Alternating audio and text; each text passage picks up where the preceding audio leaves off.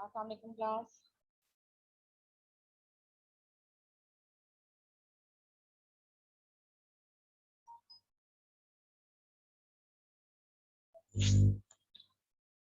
अस्सलाम वालेकुम class. Can you all hear me? Hello, आवाज क्लियर आ रही है बेटा?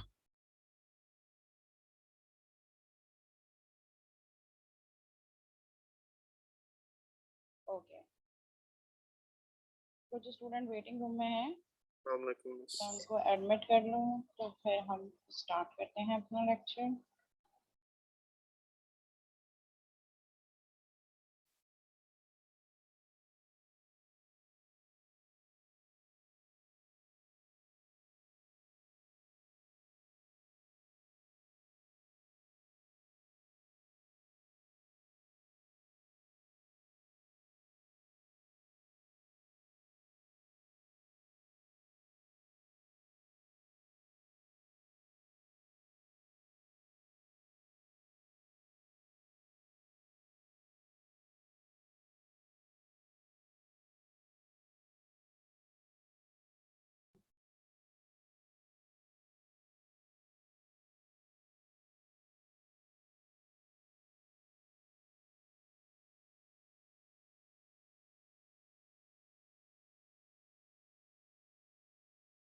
ओके स्टूडेंट्स, स्क्रीन शेयर हो रही है आप लोगों के पास? Yes, miss. Yes, miss. जी मिस। ओके।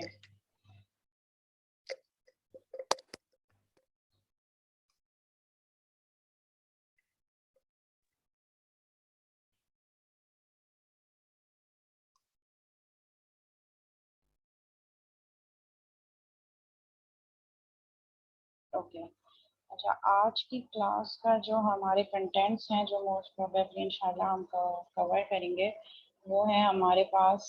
सबसे पहले तो हम ट्रांजैक्शन मैनेजमेंट देखेंगे। The first one is transaction management कि हमारे पास different transaction related to database कौन कौन सी होती हैं and how can we manage these transactions.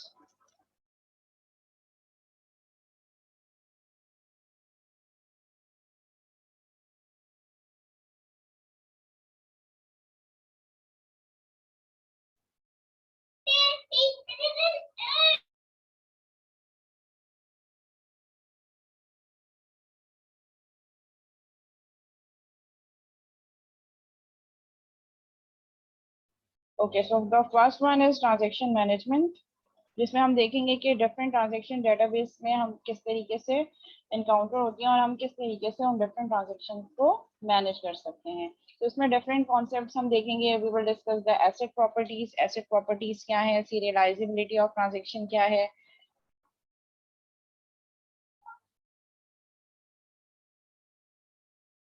And then we discuss हमारे पास अब प्रॉब्लम्स क्या आ सकती हैं when we are talking about the transactions and how these problems can be solve. So we can discuss the different problems associated with the database transactions कि जब हम transaction कर रहे हैं तो उन ट्रांजैक्शन को परफॉर्म करते हुए क्या क्या प्रॉब्लम्स आ सकती हैं और उनको हम कैसे मैनेज कर सकते हैं। तो ये सब कुछ हम देखेंगे, डिफरेंट टाइप्स देखेंगे हम, and then we will discuss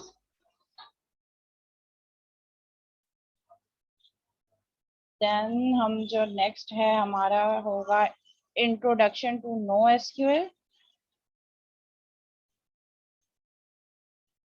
ठीक है, जिसमें हम डिस्कस करेंगे मोंगोडीबी। सो मोंगोडीबी का कुछ बेसिक स्ट्रक्चर मैं आपको बताऊंगी कि how MongoDB is different from SQL server और दोनों में डिफरेंसेस क्या हैं, और हम कुछ इक्विवेलेंट क्यूरीज देखेंगे कि जो हम सिंपल क्यूरीज लिखते हैं एसक्यूएल में उसको हम मोंगोडीबी में अगर राइट करें तो उसका सिंटेक्स क्या होगा। लास्ट आज का मोस्ट प्रॉब्लली जो हमारा कंटेंट्स हैं दैट वुड बी ट्रिगर्स। हम देखेंगे कि अगर हमारे पास टाइम बचता है कि हम ट्रिगर्स को कंप्लीट कर सकते हैं या नहीं, लेकिन एटलीस्ट मैं आपको ओवरव्यू तो आज दे दूंगी। बाकी अगर रह गया तो फिर जो हमारी फिजिकल क्लास होगी उसमें हम अपना ये लेक्चर कंप्लीट करेंगे। लेकिन आज का जो हमारा मेन एजेंडा है that is transaction management and introduction to no SQL.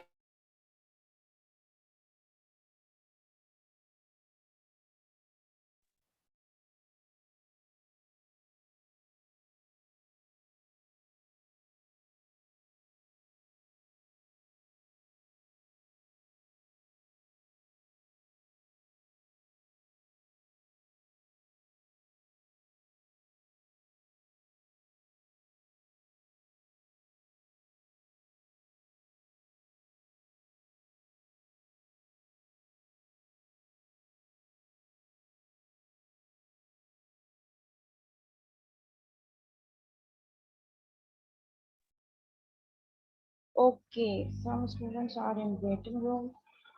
10419. Okay. Okay, so we will start the topic transaction management. So the contents of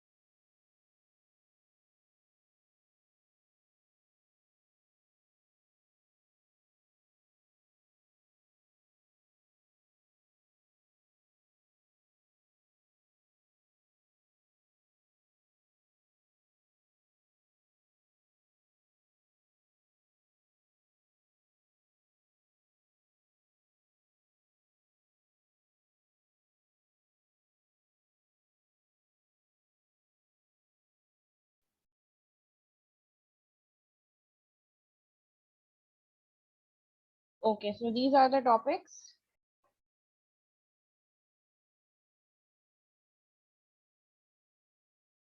ठीक है, concurrency of क्या होती है हमारे पास, we will discuss what is the transaction, what are the different state of transactions.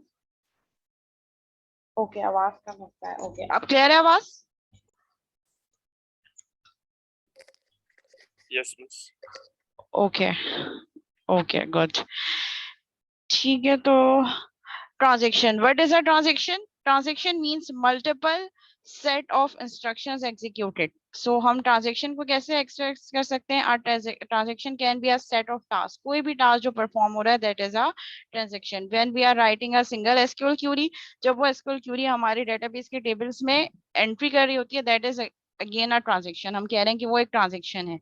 हम ATM में कोई transaction perform करने जा रहे हैं, लेट्स सपोज मुझे अमाउंट विथड्रॉ करवाना है, तो that is a complete transaction having multiple set of instructions और टास्क. अगर मैं एटीएम से विथड्रॉ करवाना चाह रही हूँ amount, that is a complete transaction. अब इस ट्रांजेक्शन के अंदर मल्टीपल स्मॉलर टास्क होंगे in order to complete that transaction. तो लेट्स सपोज अगर मैं एटीएम में से अमाउंट विथड्रॉ कराने की एग्जांपल लूं, तो that is a complete transaction.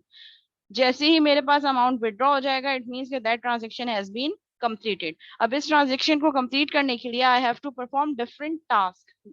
What should be the task? First I have to enter my card enter करने के बाद मैं अपनी पिन एंटर करूंगी. उसके बाद मेरे पास मेन्यू सिलेक्ट होगा. मेन्यू से मैं अपना जो लेट्स सपोज मैंने कहा कि मुझे विड्रॉ करवाना है, अमाउंट एंटर करूंगी. फिर वो कुछ क्वेश्चन पूछेगा कि मुझे स्लिप चाहिए नहीं चाहिए, यस नो. तो ये डिफरेंट टास्क परफॉर्म करके मेरी एक ट्रांजैक्शन कंप्लीट होती है. So a transaction is an activity जिसको परफॉर्म करने के लिए हमारे जो है क्या कहते हैं, मल्टीपल स्मॉलर टास्क जो है वो परफॉर्म हो रहे होंगे. सो वो स्मॉलर टास्क की बेसिस पे हमारी ट्रांजैक्शन डिपेंडेंट है. So concurrent transaction is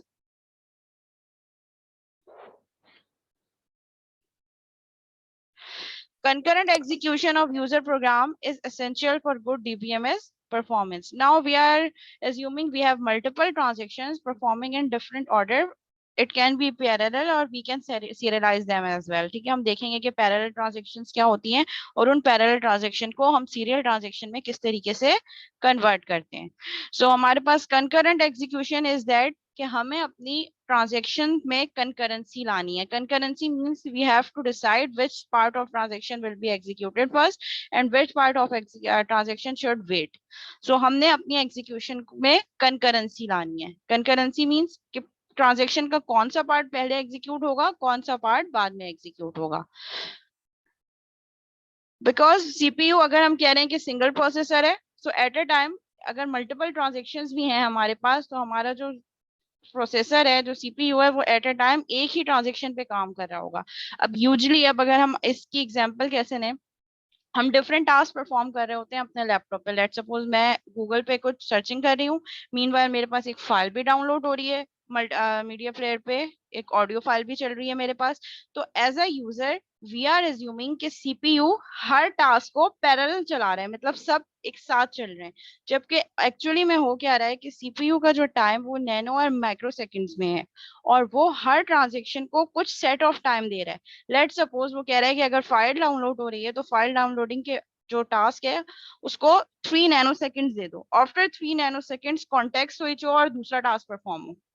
means different processes. ये जो मल्टी प्रोसेसिंग का कॉन्सेप्ट है ये यही है कि if we have single processor and we have multiple processes, so at a time CPU will consider only one process at a time. अब वो इतने नैनो सेकंड में स्विचिंग कर रहा है कि यूजर ये समझ रहा होता है कि सारे टास्क पैरेलल में चल रहे हैं, जबकि एक्चुअल में ऐसा नहीं हो रहा होता। A user program may carry out all sorts of operations on the data, but the DBMS is only concerned about what data is read from written to the database. अब यूजर तो multiple operations perform कर रहा है, फिल्टराइज कर रहा है, data को read कर रहा है, डेटाबेस में से चेंजेस कर रहा है, एडिट कर रहा है, इंफॉर्मेशन को व्यू कर रहा है, अपडेट कर रहा है, बट डेटाबेस का कंसर्न क्या है? Read and write operation on database. कि किस तरीके से जो डिफरेंट यूजर के टास्क परफॉर्म हो रहे हैं, डिफरेंट यूजर्स ने perform different task on the same database. ठीक है, अगेन हम की टेलएमएस की अगर एग्जांपल लें तो एक ही टाइम पे बहुत सारे यूजर्स डिफरेंट टास्क परफॉर्म कर रहे हैं। Now the task of the DBMS, जो डीबीएमएस डेटाबेस का जो मैनेजमेंट सर्वर है, उसका टास्क क्या है कि सारी ट्रांजेक्शन को परफॉर्म करना है। ऐसा नहीं है कि एक यूजर को कहें कि आप वेट कर लें, अभी दूसरे यूजर की ट्रांजेक्शन चल रही है, आपकी ट्रांजेक्शन प्रोसेस नहीं हो सकती, ऐसा नहीं है। आप सारी रिक्वेस्ट ले लें, अब उनमें से आपने किस तरीके से उनको प्रायोरिटाइज करके चलाना है, one by one set of instruction को डेटाबेस में जाके अपडेट करना है। सो डीबीएमएस का जो मेन रोल है that is read and write operation perform to the database, कि हमने डेटाबेस में कौन से फाइल डाटा रीड करना है और किस तरीके से डाटा को राइट करवाना है। Okay, but when we are talking about the parallel transaction, जो मल्टीपल ट्रांजेक्शन, कंकरेंट ट्रांजेक्शन जो एक साथ परफॉर्म हो रही हैं, उसमें अगर वो सारी ट्रांजेक्शन रीड ऑपरेशन परफॉर्म कर रही हैं, means they want to read a particular file, same file सब रीड कर रही हैं, so it doesn't cause an error और प्रॉब्लम, क्योंकि because the data has been read करने में कोई प्रॉब्लम नहीं आएगी। But when we are talking about the write operation, let suppose a process want to write a file or update a file, meantime the same another process want to access the same file। तो जब एक process right कर रहा है उसी time पे वो write operation commit नहीं हुआ, दूसरे प्रोसेस ने उस इंफॉर्मेशन को रीड करना शुरू कर दिया, तो उसमें उसके पास अपडेटेड इंफॉर्मेशन नहीं आएगी क्योंकि अभी कमिट नहीं हुआ था। अब जब तक उसने रीड करना शुरू किया वहां पे कमिट की ट्रांजेक्शन परफॉर्म हो गई, ट्रांजेक्शन कंप्लीट हो गई, और उसमें हमारे पास डेटाबेस का स्टेट क्या हो गया? Inconsistent state. एक प्रोसेस के पास दूसरे set of information previous old data आ रहा है और फर्स्ट प्रोसेस ने क्या कर दिया? उसको अपडेट कर दिया। तो इसीलिए हम ट्रांजेक्शन को क्या कर रहे होते हैं? हमें ट्रांजेक्शन को सीरियलाइज करना पड़ता है। A transaction is the DBMS abstract view of a user program। कोई भी यूजर प्रोग्राम एग्जीक्यूट होगा, लेट्स सपोज यूजर ने कहा कोई ज्वाइन की क्यूरी राइट डाउन की, तो उसके बैक एंड पे जो डाटा रीड हो रहा है दैट इज अ ट्रांजेक्शन। अगर यूजर ने कोई इनसाइट की जो है वो क्यूरी राइट डाउन की है, तो उसमें जो जो टेबल्स अफेक्ट हो रहे होंगे, टेबल्स की जो जो रो अफेक्ट हो रही होंगी, that is a user program. So a transaction it basically can be defined as a abstract view of a user program. जो भी यूजर एक्शंस परफॉर्म कर रहा है उसके बैकएंड पे डेटाबेस का स्टेट किस तरीके से चेंज हो रहा है। A series of read and rights of database objects. Database objects like कोई रिलेशन है, कोई टेबल है, कोई स्कीमा है जिसको हम अपडेट कर रहे हैं, जिसपे डिफरेंट रीड और राइट ऑपरेशंस परफॉर्म कर रहे हैं। User submit transactions and can think of each transaction as executing by itself। The concurrency is achieved by the DBMS, which introduce actions of the various transactions. ठीक है, अब क्या है कि डेटाबेस जो है वो मल्टीपल ट्रांजेक्शंस को, जो मल्टीपल यूजर्स ने डिफरेंट ट्रांजेक्शंस परफॉर्म किए हैं, बेसिकली डिफरेंट टास्क परफॉर्म किए हैं, उन सबको आपका डीबीएमएस मैनेज कर रहा है, हैंडल कर रहा है। इश्यूज क्या है हमारे पास? Interleaving transactions and crashes. अच्छा, अगर तो ट्रांजेक्शन इंडिपेंडेंट ट्रांजेक्शंस हैं, इंडिपेंडेंट ट्रांजेक्शन मींस एक ट्रांजेक्शन का दूसरे ट्रांजेक्शन से कोई लिंक नहीं है, और वो लिंक कैसे हो सकता है? Through that share data. अगर तो दो ट्रांजेक्शन सेम डाटा को एक्सेस कर रही हैं, सो वी कैन एज्यूम कि these both transactions are interleaving transaction. दोनों आपस में क्या कर रही हैं, एक दूसरे से कोऑर्डिनेट कर रही हैं या एक शेयर्ड अमाउंट ऑफ डाटा को एक्सेस कर रही हैं। But if the transactions are independent, अगर ट्रांजेक्शंस इंडिपेंडेंट है, शेयर्ड डाटा को एक्सेस नहीं कर रही, दोनों बिल्कुल अलग अलग डाटा को एक्सेस कर रही हैं, तो उसमें कोई प्रॉब्लम नहीं आएगी। But the problem is when we have interleaving transactions, when multiple transactions access same amount of data, share data है जो कि multiple transaction access कर सकती हैं, and system crashes as well. Let's suppose कोई transaction perform हो रही है, system crash हो गया, तो what would be the status of DBMS? DBMS का क्या status होगा अगर कोई system crash हो जाए, कोई problem आ जाए, network failure आ जाए, तो उसको हम कैसे manage कर सकते हैं? Okay, we have 4 types of properties associated with the transaction. When we are talking about the transaction, 4 main properties are called asset properties in database, which are very important. ठीक है, asset properties are A stands for atomicity, C stands for consistency, I is isolation, and D is durability. अब इसको हम one by one discuss करेंगे कि ये 4 properties हैं क्या. Atomicity is that either all actions are carried out or none are. या तो ट्रांजेक्शन 100% कंप्लीट हो या कुछ भी अगर ना हो। मीन्स अगर मैं कह रही हूँ कि एक ट्रांजेक्शन में मल्टीपल टास्क हैं, तो या तो वो ट्रांजेक्शन 100% कंप्लीट हो, मीन्स वो सारे के सारे टास्क इंडिविजुअल इंडिपेंडेंट जो टास्क हैं वो सारे के सारे कंप्लीट हो, उनमें से कोई एक टास्क भी अगर अबॉर्ट हो जाता है या फेल हो जाता है तो उसकी बेसिस पे पूरी ट्रांजेक्शन को रोल बैक करना चाहिए। सो एटॉमिसिटी इज दैट कि either all parts of the transaction should be completed और नथिंग कुड बी कंप्लीटेड, कोई पार्शियल स्टेट नहीं होना चाहिए। ठीक है, तो पूरी की पूरी ट्रांजेक्शन कंप्लीट होगी। लेट्स सपोज मैंने एटीएम से अमाउंट विड्रॉ करवाने के लिए, लेट्स सपोज मैं आपको इसकी एग्जांपल देती हूँ एटॉमिसिटी की। अब मेरे अकाउंट में वी आर अज्यूमिंग के 10,000 अमाउंट है, मैं एटीएम गई, मैंने अपना कार्ड एंटर किया, ठीक है, पिन एंटर किया, सारे टास्क स्टेप बाय स्टेप मैं परफॉर्म करती चली गई और सारे के सारे कंप्लीट भी होते चले गए। अब मैंने जो रिक्वेस्ट अमाउंट मैंने जो रिक्वेस्ट करना है विड्रॉ करवाने का, मैंने एंटर किया 15,000। अब मेरे अकाउंट में कितने पड़े 10,000 और मैंने रिक्वेस्ट कितनी की 15,000 की। तो ऐसा नहीं होगा कि वो मुझे 15,000 में से 10,000 दे देगा विड्रॉ करके और बोलेगा कि 5,000 जो है वो नहीं है आपके पास अकाउंट में, ऐसा नहीं होगा। या तो मुझे 15,000 पूरे मिलेंगे या मुझे कुछ भी विड्रॉ मैं नहीं कर सकती। सो दैट इज एटॉमिसिटी। एटॉमिसिटी क्या कह रही है, पूरी ट्रांजेक्शन कंप्लीट हो या तो कुछ भी कंप्लीट ना हो। अच्छा, अब इसको मैं आपको थोड़ा जरा व्हाइट बोर्ड पे भी एक्सप्लेन कर दूं। ठीक है, लेट सपोज मैं कह रही हूँ कि मेरे पास एक ट्रांजेक्शन है,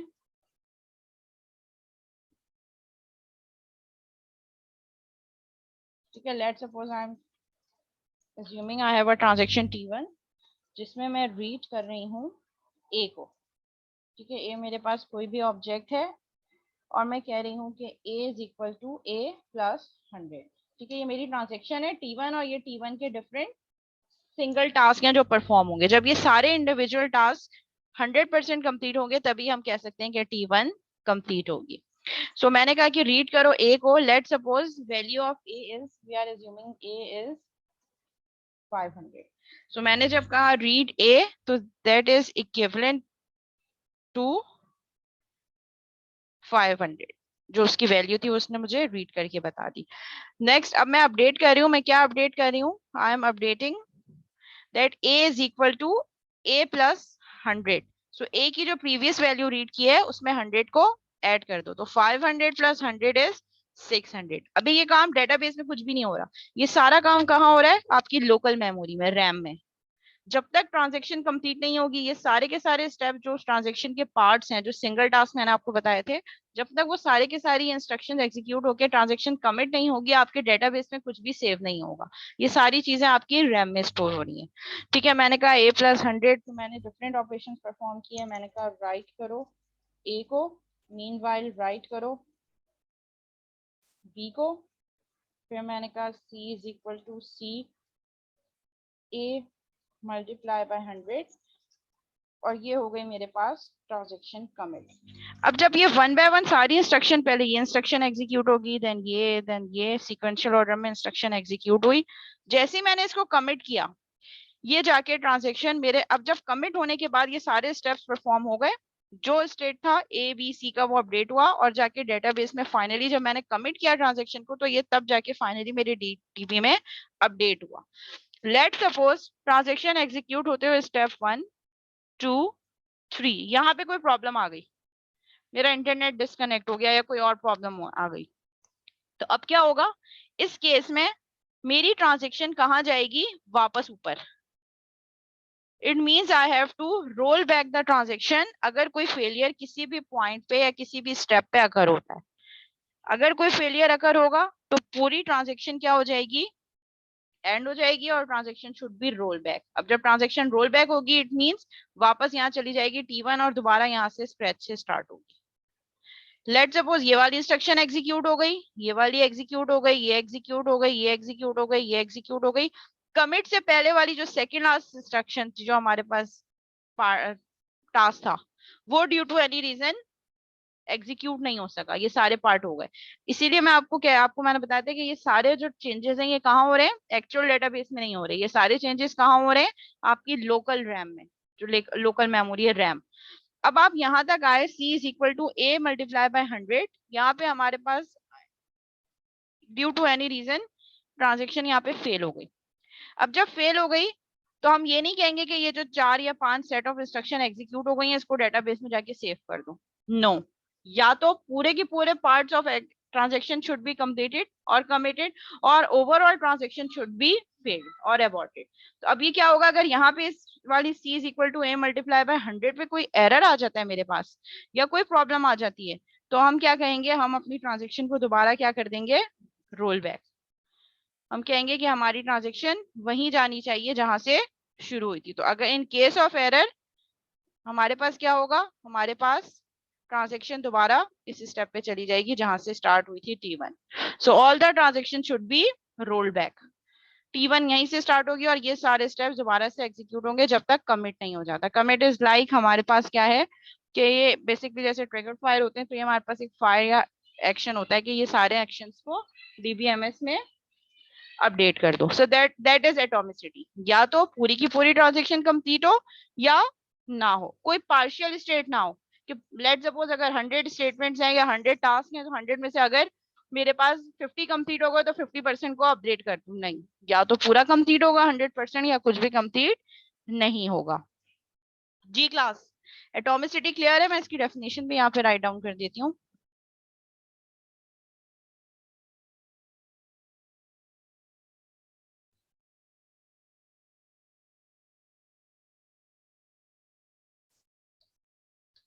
एदर ऑल और नन, या तो पूरी की पूरी ट्रांजेक्शन कंप्लीट हो या कुछ भी एक जो है वो एग्जीक्यूट ना हो, that is atomicity. The next property is consistency. Consistency is if each transaction is consistent and the database is initially consistent then it is left consistent। ठीक है, अगर तो आपकी सारी ट्रांजेक्शन कंसिस्टेंट है, कंसिस्टेंट मींस ये है कि जो आपने चेंजेस की हैं हम कह रहे हैं कि जब वो फाइनल कमिट होगी तभी डेटाबेस में जाके कमिट होगी। सो ट्रांजेक्शन भी कंसिस्टेंट है और आपका डेटाबेस भी कंसिस्टेंट है, तो ओवरऑल कहेंगे कि हमारा जो है कंसिस्टेंसी मेंटेन रहेगी।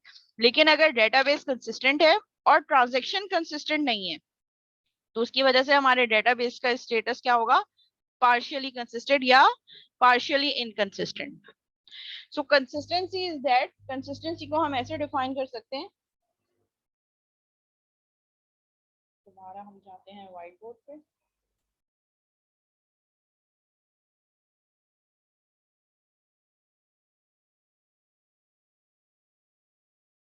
ठीक है, जो सेकंड हमारे पास प्रॉपर्टी है that is consistency.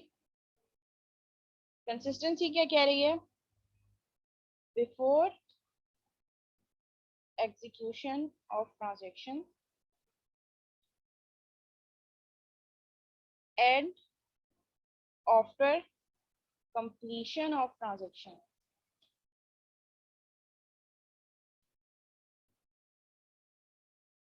sum of amount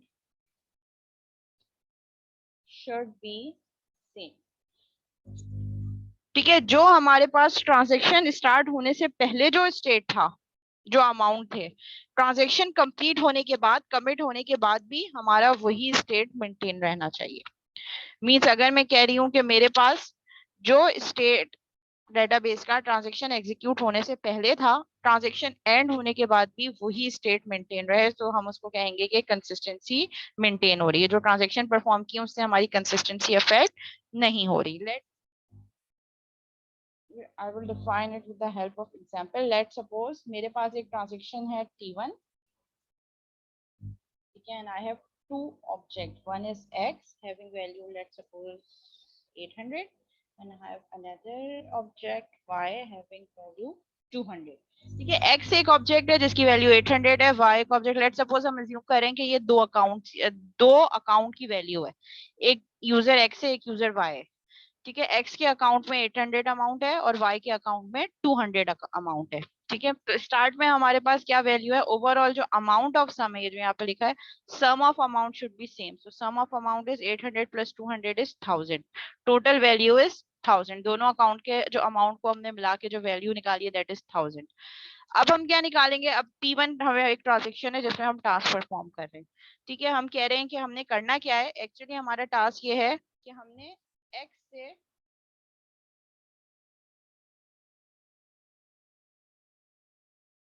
y को अमाउंट ट्रांसफर करना है,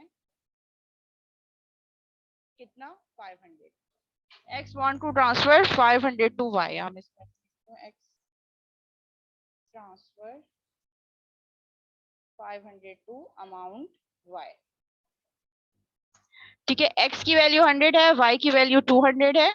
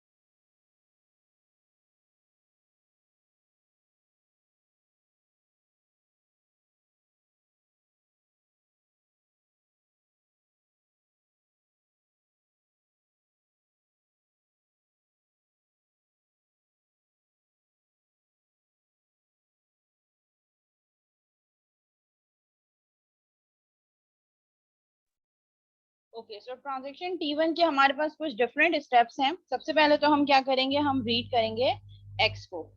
क्या हम पहले आइडेंटिफाई करें कि what is the value of x, तो ये इंस्ट्रक्शन हमें क्या रिटर्न करेगी, value of x that is 100। ठीक है, तो ये हमारे पास आ गया 100। देन हमारे पास ट्रांजैक्शन का नेक्स्ट जो इंस्ट्रक्शन है that is x is equal to x minus 500। कितना ट्रांसफर करना है, x ट्रांसफर 500 टू y, तो हम x में से 500 को माइनस कर देंगे, तो हमारे पास जो अपडेटेड वैल्यू ऑफ x है दैट वुड बी 800 माइनस 500, तो हमारे पास वैल्यू आएगी अपडेटेड 300। देन हम नेक्स्ट इंस्ट्रक्शन क्या कर रहे हैं, रीड y, y की वैल्यू को रीड करो, और y की वैल्यू हमारे पास क्या है, स्टार्ट में 200। फिर हमने नेक्स्ट पार्ट जो हमारा ट्रांजेक्शन का है that is y is equal to y plus 500, so 500 हमारे पास ऐड हो गए, तो y की वैल्यू है 200 प्लस 500, तो 200 प्लस 500 इज इक्वल टू 700। ये हो गई हमारे पास ट्रांजेक्शन y, और फिर हमने यहाँ पे एट द एंड क्या कहा कि कमिट दिस ट्रांजेक्शन, सो ये ट्रांजेक्शन हमारे पास कमिट हो गई। ठीक है, अब अगर हम देखें ट्रांजेक्शन स्टार्ट होने से पहले जो सम ऑफ अमाउंट था दैट वाज 100, 800 प्लस 200 इज 1000। अब ट्रांजेक्शन कमिट होने के बाद x और y की वैल्यू अपडेट हुई है, लेकिन वो अपडेटेड वैल्यू के बावजूद भी अगर हम सम लें, so value of updated value of x is 300 and updated value of y is 700. So when we add 700 plus 300 it will give us 1000 again. So जो ट्रांजेक्शन परफॉर्म होने से पहले जो सम था अमाउंट का वो इक्वल है ट्रांजेक्शन कमिट होने के बाद भी।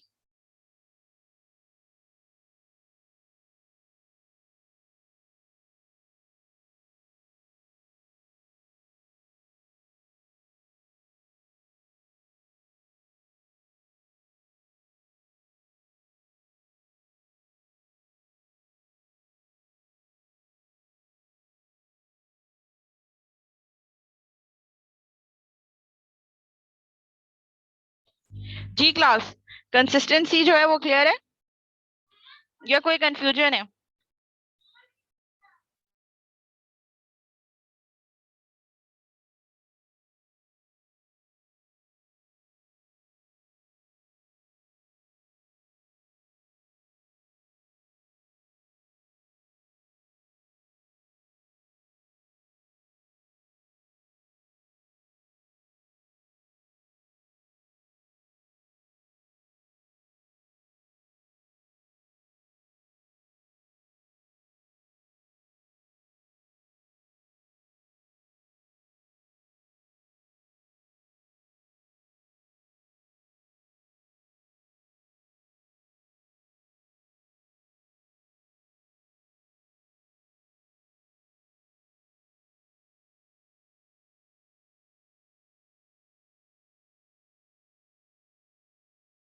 Okay, now we will discuss the next property of transaction, that is isolation.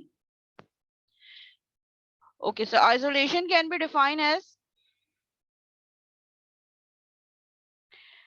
transactions are isolated or protected from the effects of other scheduled transaction. Let's suppose हम कह रहे हैं कि मल्टीपल ट्रांजेक्शन है, फॉर एग्जांपल हम कीट LMS को multiple users एक टाइम एक्सेस कर रहे हैं, सेम बैंक अकाउंट को multiple user same banking app use कर रहे हैं, ठीक है। सो एक यूजर की ट्रांजेक्शन दूसरे यूजर की ट्रांजेक्शन से इंडिपेंडेंट हो, ठीक है। ऐसे ना हो कि एक का इफेक्ट या एक अपना अमाउंट अकाउंट अपडेट कर रहा है तो उसका इफेक्ट किसी दूसरे अमाउंट में पड़े या किसी दूसरे अकाउंट के अमाउंट में पड़े। सो ट्रांजेक्शंस आर आइसोलेटेड और protected from the effects of other scheduled transactions.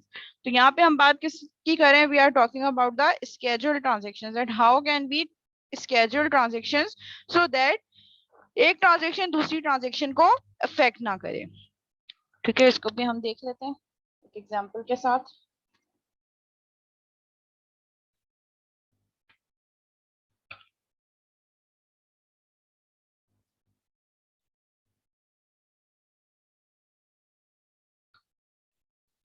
ठीक है, लेट्स सपोज जो मेन हमारे पास ऑब्जेक्टिव होता है आइसोलेशन का, that is,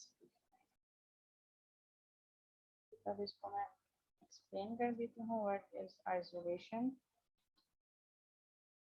one transaction could not affect another transaction, ठीक है। तो ये हमारे पास हो गई आइसोलेशन की, एक ट्रांजेक्शन दूसरी ट्रांजेक्शन को अफेक्ट ना करे।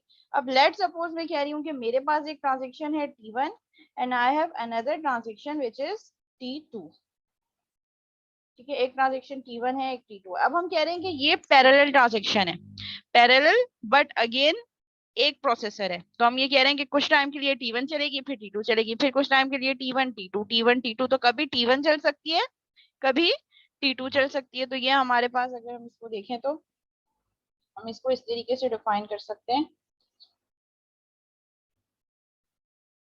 एदर T1 और T2। T1 चली फिर T2। लेट सपोज मैं कह रही हूँ कि मेरा प्रोसेसर सिंगल प्रोसेसर है, एक ही सीपीयू है, एक ही प्रोसेसर है। वो सीपीयू क्या कह रहा है कि 3 सेकंड तक इन दोनों को चला रहा है।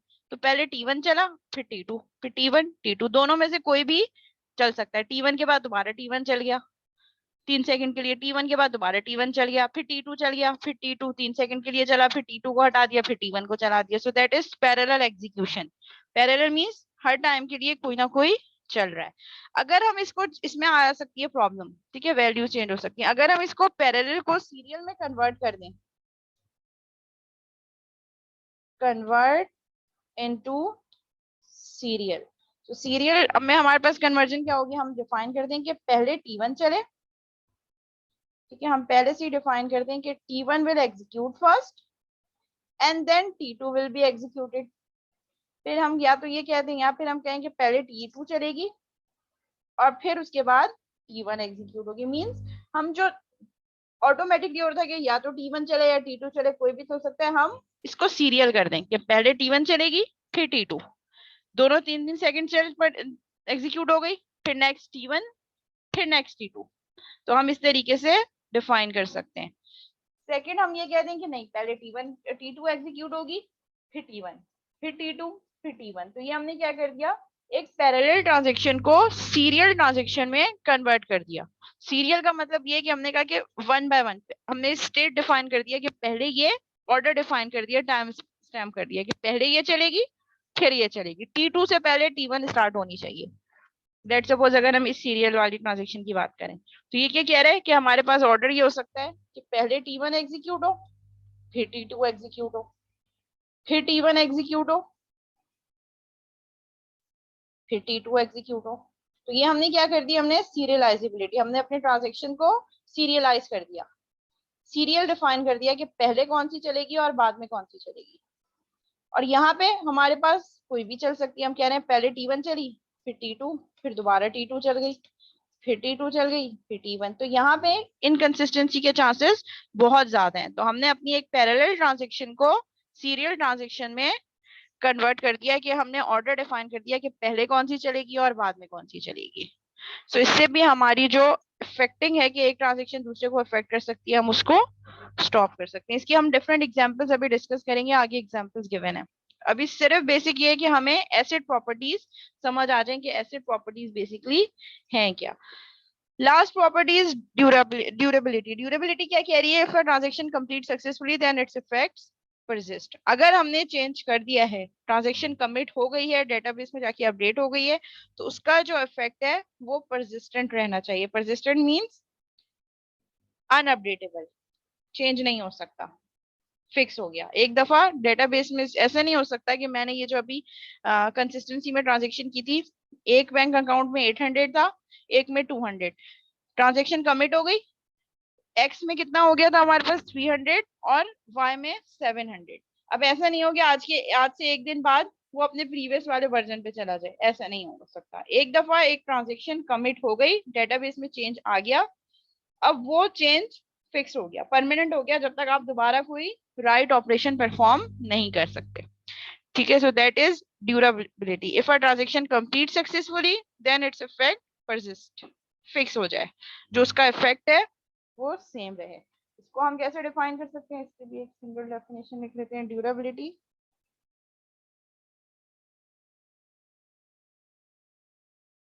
हमारे पास है ड्यूरेबिलिटी। अच्छा, मीटिंग एंड होने वाली है, सेम मीटिंग आईडी पे फौरन ज्वाइन करेंगे विदाउट एनी डिले। ठीक है, so durability can be define as all changes updated on database should be permanent. जो भी आपने चेंजेस किए हैं वो चेंजेस क्या होनी चाहिए हमारे पास, वो चेंजेस हमारे पास परमानेंट होनी चाहिए, उसमें कुछ चेंजेस नहीं आने चाहिए।